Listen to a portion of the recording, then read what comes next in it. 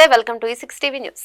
బొబ్బిలిలో ఘనంగా అన్నదాత సుఖీభవ రైతు భరోసా కార్యక్రమం. ఇక విజయనగరం జిల్లాలో బొబ్బిలి మండలం మెట్టవలస గ్రామంలో జరిగిన అన్నదాత సుఖీభవ కార్యక్రమానికి ముఖ్య అతిథిగా మాజీ మంత్రివర్యులు రాష్ట్ర అటవీ అభివృద్ధి కార్పొరేషన్ చైర్మన్, తెలుగుదేశం పార్టీ రాష్ట్ర ఉపాధ్యక్షులు జోన్ 2 కోఆర్డినేటర్ రావు వెంకట సుజయ్ కృష్ణ రంగారావు ముఖ్య అతిథిగా హాజరయ్యారు. అన్నదాత సుఖీభవ 2వ విడత కార్యక్రమానికి బొబ్బిలి, తర్లం, భాడంగి మరియు రామభద్రాపురం మండలాల నుంచి రైతులు తరలివచ్చారు. ప్రధాని మోదీ, ముఖ్యమంత్రి చంద్రబాబు నాయుడు ప్రసంగాలను వర్చువల్ లైవ్ లో వీక్షించారు. అనంతరం బొబ్బిలి నియోజకవర్గంలో 35,054 రైతు కుటుంబాలకు 23,79,000 రూపాయల చెక్కు నమూనాను ఇక సుజయ్ కృష్ణ రంగారావు రైతులకు అందజేశారు. అనంతరం సేంద్రియ వ్యవసాయం క్షేత్రాన్ని మాజీ మంత్రి సుజయ్ కృష్ణ రంగారావు పరిశీలించారు. రైతులతో ముఖాముఖి నిర్వహించారు. రైతుల స్థితిగతులను అడిగి తెలుసుకున్నారు.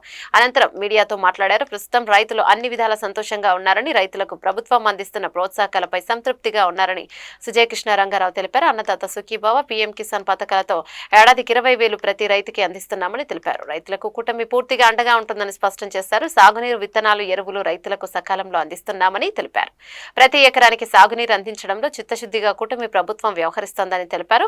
గత ప్రభుత్వం సాగునీటి ప్రాజెక్టులను నిర్లక్ష్యం చేసిందని, రైతుల సమస్యలను పట్టించుకోలేదని సుజయ్ విమర్శించారు.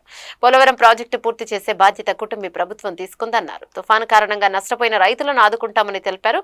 రైతుల సంక్షేమం కోసం కట్టుబడిన ప్రభుత్వం కూటమి ప్రభుత్వం అని తెలిపారు. రాష్ట్ర వ్యాప్తంగా 46 లక్షలకు పైచిలకు రైతులు ఈ పథకం ద్వారా లబ్ధి పొందుతున్నారని అన్నారు.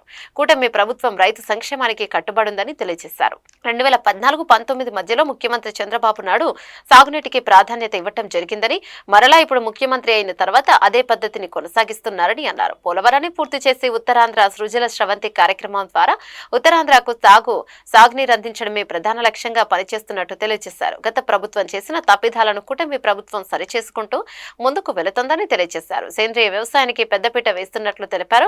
బొబ్బిలి నియోజకవర్గంలో అత్యధిక స్థాయిలో సేంద్రియ వ్యవసాయం జరుగుతున్నట్లు తెలిపారు.